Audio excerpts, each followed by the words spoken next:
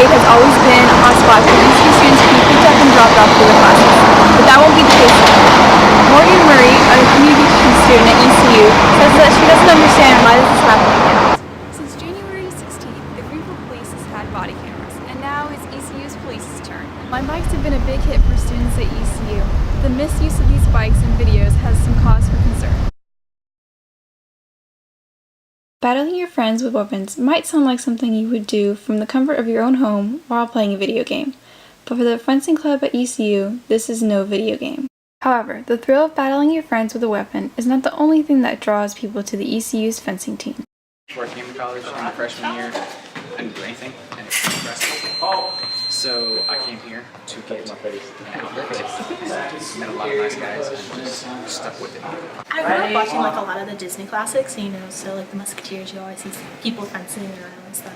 It was something really cool. But the fencers can't simply grab a sword and begin to fight one another. Before a match, it is essential that you put on a few pieces of equipment. I am wearing a lame, which conducts electricity flows between the weapon through my lame into this cord and then into a box which to sword points to the sword touches. There are also 3 different types of weapons to choose from. Well, there's 3 different types of swords. The one that they're fighting right now is foil, and that has a smaller target range, so they're just in the vest. I'm in saber, and so I will hold my sword in my hand, and so everything in gray, including my head once I put my mask on, is the target. And so that's where, in order to get a point, that's where you would have to hit. Then there's also epee, which is basically free for all. You can hit it anywhere, like the toes, the hands, the head. Even though Samantha and Jonathan are both very passionate about fencing, they both have different reasons on why they love fencing. Fencing club to me is basically a group of people with a common goal. Everybody in fencing, the common goal is to get good and to have fun, and then everyone here is really crazy, which adds to the fun. So. Exercise, shape, making friends across the state team. Competitions. Fencing club is always looking for new recruits, no matter the major. I'm science. I know one of our coaches is an art major while here.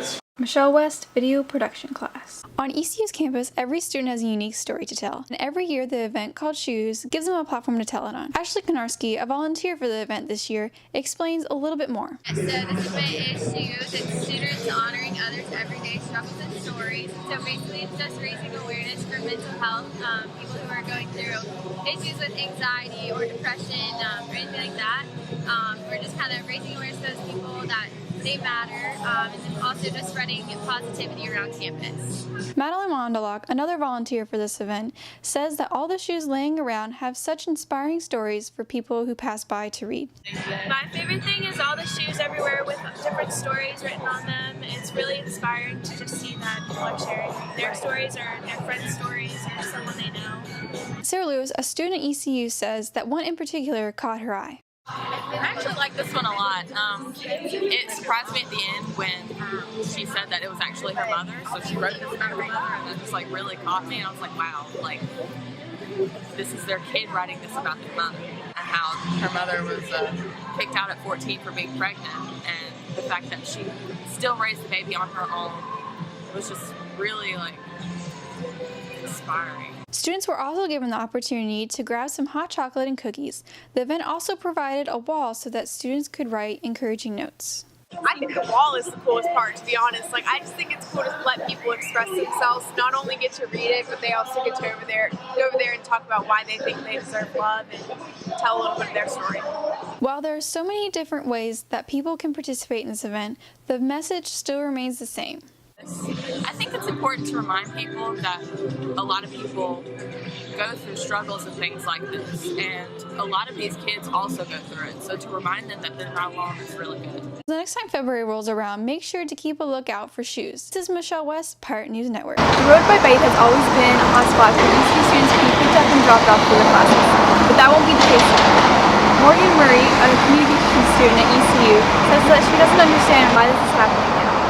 Yeah, I don't even know where it came from. They just all of a sudden are just like, oh, you can't do this. But like it came out of nowhere. And I don't really know what the reasoning is behind for like we've had this happen pretty much since I've been a student at ECU, which has been like the past 3 years. Debbie Garfey, the director of parking and transportation, says that they decided to start handing out tickets when not many students followed the warnings and after getting a lot of complaints from faculty and staff. And we started getting numerous complaints from faculty and staff who had permits to park in the area. They could not get in. Not only was the traffic backed up, but there was a lot of illegal parkers back there. And then it was brought to my attention, if we ever needed to get a fire truck or an ambulance back there, we couldn't. The big yellow sign that was near the road beside Bait also moved in front of Fletcher Music Hall, which is another popular spot for students to be dropped off. By Bait, and the same thing with Fletcher, there's a lot of foot traffic. In between classes, that whole parking lot is just one swarm of people trying to get to their next class, and they're trying to dodge cars doing it. Bill Koch, Associate Chancellor for Environmental Health and Campus Safety, says that the main reason that they decided to crack down on drop-offs and pickups is because of the safety issues that it imposes. We have had a rule for a long time about no drop-offs on campus just because of the traffic and the congestion, and then this semester it really became a problem to the point where Founders Drive was congested going in toward Bait building, and then the traffic was even going out onto 10th Street, and so that was not only a danger for our pedestrians and bicyclists and other vehicles on our campus, but it became an issue for the community around us on 10th Street. The ever-growing problem with parking, Koch says that he hopes that in the future there will be a spot for students to drop off and pick up. But for now he says that the buses are a great option to get around campus. We looked at having drop-off zones in the master plan we did about 5 or 6 years ago, and we could not come up with a good solution. We're getting ready to update that master plan, and we're going to put that in as one of the priorities for us. Look at traffic in general and just see how we might be able to do that. The drop-offs aren't as bad as the pickups because someone has to sit there, and that just makes it worse. Things don't move at all. But the real answer is that we have a great transit system. Michelle West, Pirate News Network.